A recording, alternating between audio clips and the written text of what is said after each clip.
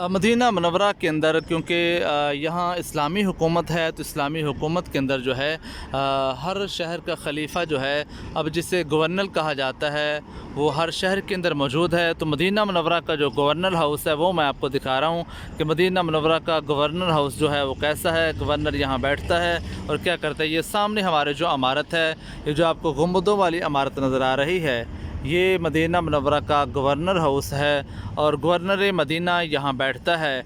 और ईद की नमाज़ जो है, गवर्नर मदीना जो ही मस्जिद नबवी के अंदर दाखिल होते हैं तो फिर जो है ईद की नमाज़ यहाँ पढ़ाई जाती है। और पहले जो थे वक़्त के खलीफा ही ईद की नमाज़ पढ़ाते थे, जुम्मा भी पढ़ाते थे।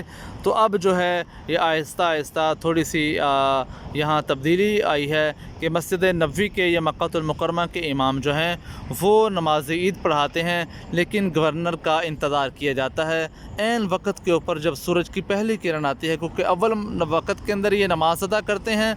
तो गवर्नर मदीना जो है यहाँ पहुँचते हैं, फिर ईद की नमाज़ यहाँ पढ़ी जाती है और ये रोज़ाना अपनी ड्यूटी देते हैं गवर्नर हाउस के अंदर। ये नहीं है और मुल्कों के तरीके के साथ कभी आए कभी ना आए, और बहुत ज़्यादा प्रोटोकॉल नहीं होता।